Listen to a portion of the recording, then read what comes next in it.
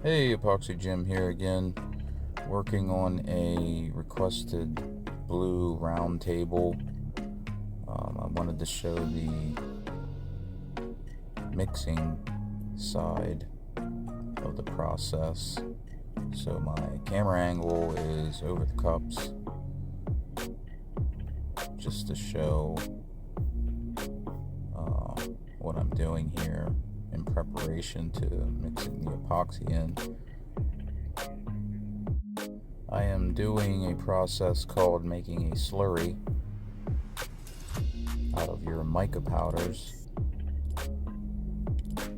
where you put the powder in a cup, spray some isopropyl alcohol in the cup, mix up the powder a little bit. This helps with mixing the epoxy in and working some of the clumps out of the mica powder. I have a couple of blues. I have a gold, two different whites. One is pearl white and one is a bright white. And I have a gray to work with. I will be combining these into one cup and doing a dirty pour. So I'm going to mix my epoxy 1:1 ratio. You want to make sure you get that exact, or you will get sticky spots. I say that from experience. So make sure you mix it according to what material you are using. Some of them are 2:1. Most are 1:1 ratio. So I'm going to mix that up here and then mix my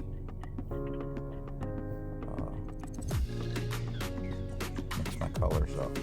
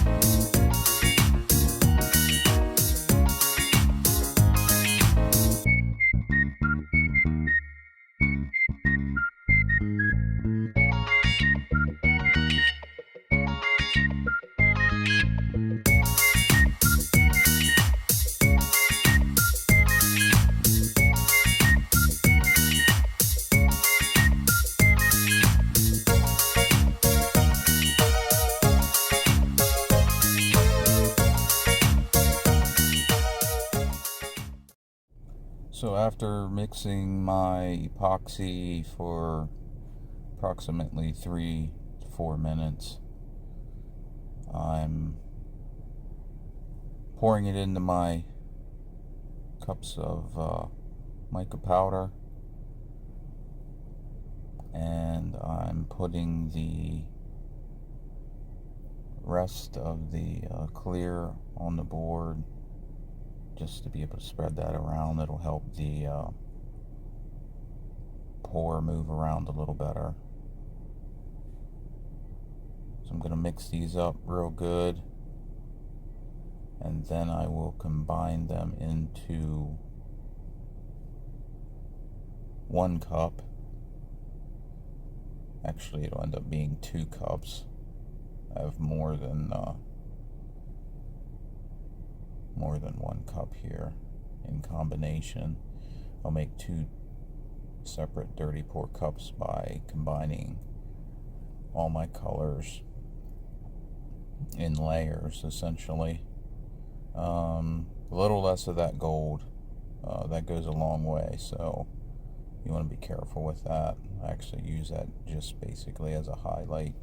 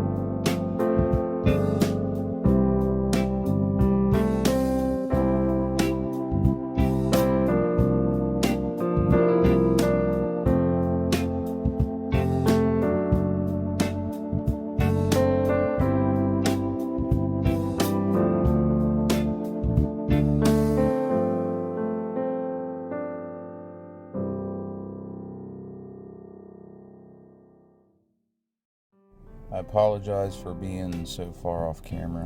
I didn't realize that I wasn't getting my combining all the colors into 1 cup, essentially making a dirty pour cup. I actually have 2 cups going on over there, so I'll get them done, and then I will pour it onto the board. Also, if you didn't notice, I have my round table there taped around the edges. That's a tape dam. That's to keep my epoxy on the table for now and not just running off, losing a whole bunch of epoxy material. Sometimes you may want to do that where you don't have a dam and you just let it flow over. I just tend to tape it up first, make a dam. That way I can allow it to cure a little longer on top and not flow so much over, and having a thicker essentially a thicker top. So I keep the sides taped until it starts to cure a little bit, gets thick, and then I'll take the tape off and let it flow over the sides. So I just made the pour. I had 2 different cups there. I did an S pattern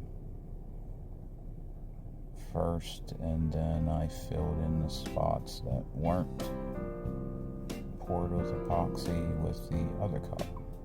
And then you just let it do its thing and put some heat to it to get the bubbles out, and spray it with some isopropyl alcohol to give it some effect, or not. I tend to use a lot of isopropyl alcohol. It gives it really cool cells. So I think I'm using some gold here to make some highlights, or maybe some leftover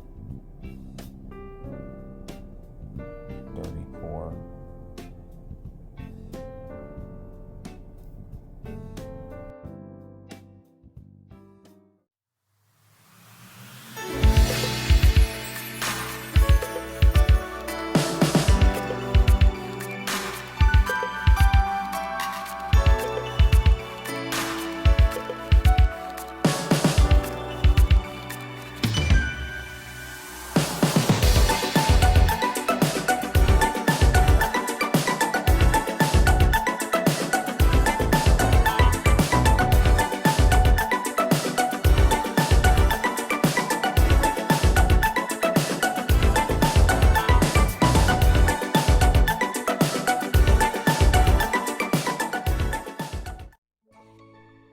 So after using the heat gun, get some of the bubbles out. You can see that it'll clear up, pretty much get crystal clear.